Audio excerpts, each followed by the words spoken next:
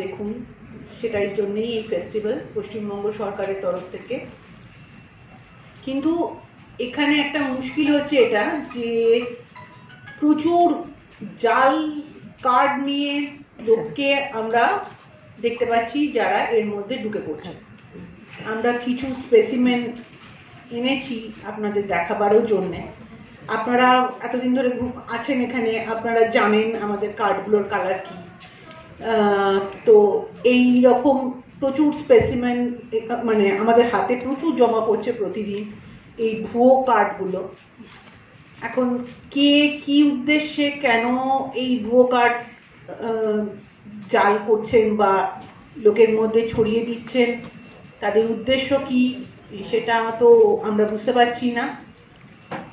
আমরা পুলিশেও জানিয়েছি যাতে তারা আরো এখানে সক্রিয়ভাবে দেখেন, কারণ প্রচুর মানুষ যেহেতু রয়েছে, তো সেখানে এরকম জাল কার্ড আমরা প্রচুর পাচ্ছি। তো এইটা আপনারা যদি আপনাদের মাধ্যম থেকে আমরা এই বার্তাই দিচ্ছি যে ফিল্ম ফেস্টিভ্যালের ছবি দেখবার জন্য কোনো পয়সা খরচা করতে হয় না।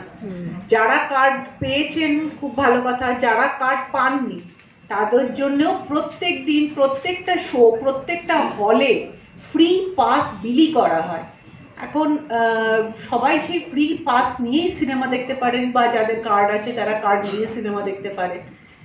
এই জাল মানে কাণ্ড কেন হচ্ছে, মানে যে কোনো রকম অবৈধ কাজ সেটাকে আমরা কন্ডেম করি, এবং আমরা মানুষকে বলতে চাই যে সকলে আসুন সিনেমা দেখুন, কিন্তু কোনো অবৈধ কাজের সঙ্গে প্লিজ যুক্ত হবেন না।